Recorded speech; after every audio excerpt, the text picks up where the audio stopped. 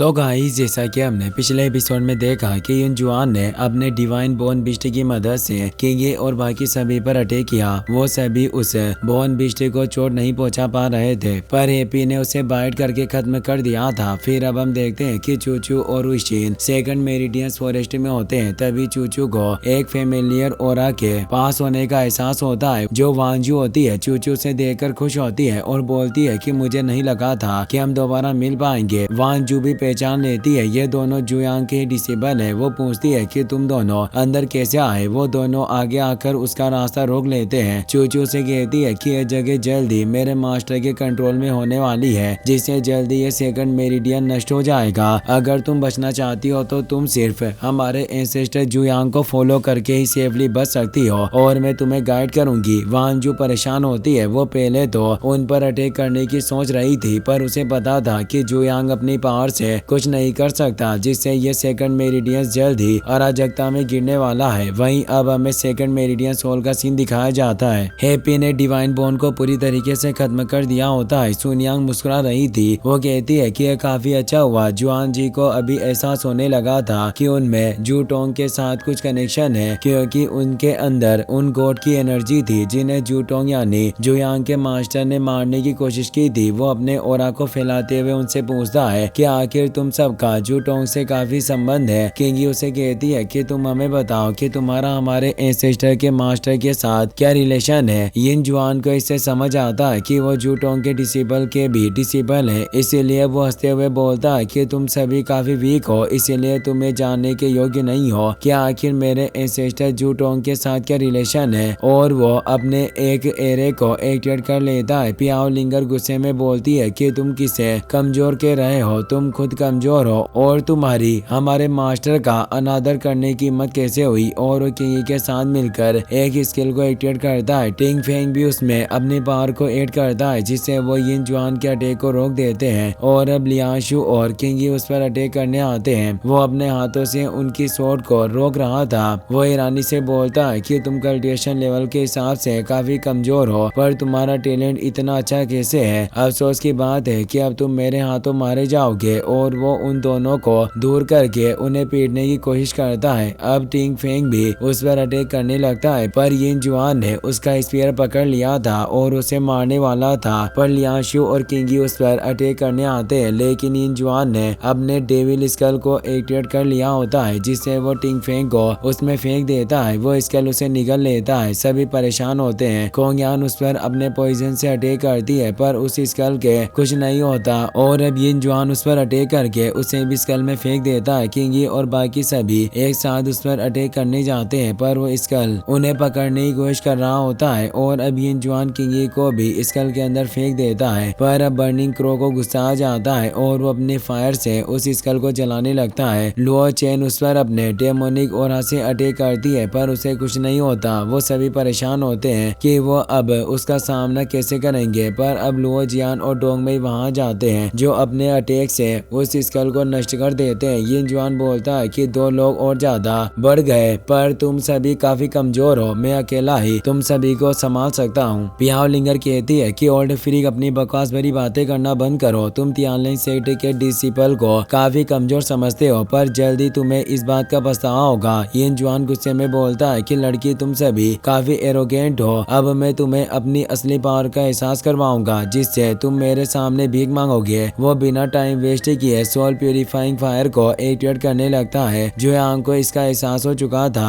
और अब वो अपने ओरा से ही यिन जुआन को नीचे गिरा देता है। वो काफी हैरान होता है। बर्निंग क्रो ने उस ओरा को पहचान लिया था। वो सभी काफी खुश होते हैं कि एंसेस्टर भी वहां आने वाले हैं। बर्निंग क्रो अब जुयांग को लेने के लिए वहां से निकल जाता है। अब यिन जुआन और लुओ जियान के बीच फाइट होने लगती है। जुयांग भी बर्निंग क्रो के साथ आ जाता है। जुयांग यिन जुआन को कहता है कि तुम्हें यहाँ रहते हुए काफी साल हो गए, पर तुमने अपनी पावर में बिल्कुल भी सुधार नहीं किया। यिन जुआन उससे पूछता है कि आखिर तुम कौन हो। जुयांग उसके ओरा को नष्ट कर देता है। यिन जुआन परेशान हो जाता है, क्योंकि ये ओरा उसके सालों से कलेक्ट किया हुआ हेडेड ओरा था। वो जुयांग से पूछता है कि तुम आखिर इसे कैसे नष्ट कर सकते हो। जुयांग बोलता है कि सेकंड मेरिडियंस को कभी भी एक मास्टर की जरूरत नहीं थी। और अब जुयांग उस पूरे सेकंड मेरिडियंस के सभी अरीना को नष्ट करने लगता है, जिससे सभी डेविल बिस्ट मरने लगते हैं। हैं। यिन जुआन उस पूरी जगह को नष्ट होने से रोकने की कोशिश करने लग जाता है, पर वो ऐसा नहीं कर पा रहा होता। जियांग रेन भी वहाँ मौजूद होती है। वो उसे कहता है कि तुम चुपचाप क्यों खड़ी हो, जल्दी से मेरी मदद करो वरना तुम्हें इस महीने के स्पिरिचुअल स्टोन भी नहीं मिलेंगे। जियांग रेन कहती है कि तुमने पहले से ही इस महीने के मेरे सारे स्पिरिचुअल स्टोन काट लिए थे। मैं काफी मुश्किल से इस सेकंड मेरिडियंस को मैनेज करते हुए आ रही हूँ, जिससे मेरे पास प्रैक्टिस करने का भी वक्त नहीं था, पर अब तक मुझे एक सिंगल स्पिरिचुअल स्टोन भी नहीं मिला। अब मैं तुम्हारे लिए कोई भी काम नहीं करना चाहती। यिन जुआन गुस्से में उस पर अटैक करके उसे दूर फेंक देता है, पर सुनियांग उसे पकड़ लेती है। यिन जुआन खुश हुआ कहता है कि तुम्हें क्या लग रहा है कि तुम जीत गए, पर अभी तुमने मेरी पावर नहीं देखी है। और वो पूरे सेकंड मेरिडियंस की इमोर्टल और डेमोनिक पावर को एग्जॉस्ट करने के लिए इमोर्टल समनिंग फॉर्मेशन को एक्टिवेट कर लेता है, जिससे अब सेकंड, थर्ड और बाकी सभी मेरिडियंस में मौजूद लोगों की एनर्जी निकलकर अब उस फॉर्मेशन में इकट्ठा हो रही होती है। यिन जुआन हंसते हुए कहता है कि अब सारी गॉड पावर भी मेरी होगी। फुयिन की डीके पावर भी उसकी बॉडी से निकलने लगती है, यानी उसकी पावर को भी यिन जुआन अपने फॉर्मेशन में एब्जॉर्ब कर रहा था। किंगी परेशान हुई कहती है कि हम सभी को अपनी स्पिरिचुअल पावर को बचाना होगा, तो सभी एक प्रोटेक्टिव बैरियर को क्रिएट कर लेते हैं ताकि यिन जुआन उनकी पावर को छीन ना पाए, पर वो बैरियर भी उनकी एनर्जी को रोक नहीं पा रहा होता। साथ ही वो जुयांग की पावर को भी एब्जॉर्ब करने लग गया था, जिससे बर्निंग क्रो और बाकी सभी हैरान थे। बर्निंग क्रो बोलता है कि वाकई फॉर्मेशन काफी पावरफुल है।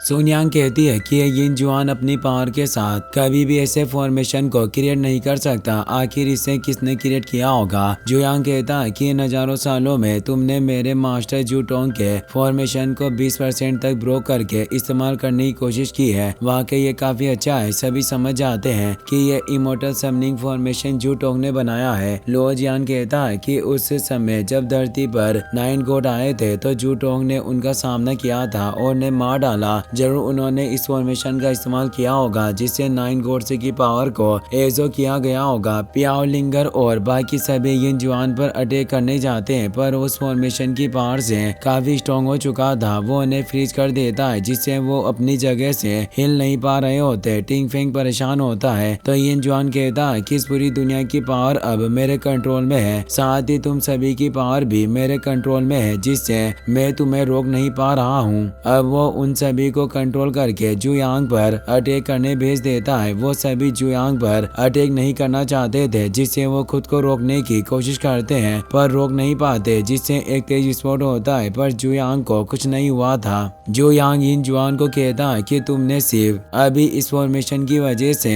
9 में से 8 गॉड की पावर को हासिल किया है। यिन जुआन कहता है कि तुम सच कह रहे हो, मैं अभी तक फर्स्ट मेरिडियन तक नहीं पहुंच पाया, पर अब तुम यहाँ हो, इसलिए तुम्हारी पावर से मैं ऐसा करना मुमकिन कर पाऊंगा। जुयांग मुस्कुराने लगता है तो जुयांग पर अटैक करने आता है, पर जुयांग अपने बैरियर की वजह से ही उसके अटैक को रोक लेता है। पर यिन जुआन उस पावर को भी एजो कर लेता है और बोलता है कि अब मैं इस पावर की मदद से ही एक नई दुनिया और रियल्म बनाऊंगा। जुयांग कहता है कि तुम्हारी सोच वाकई काफी चीप है।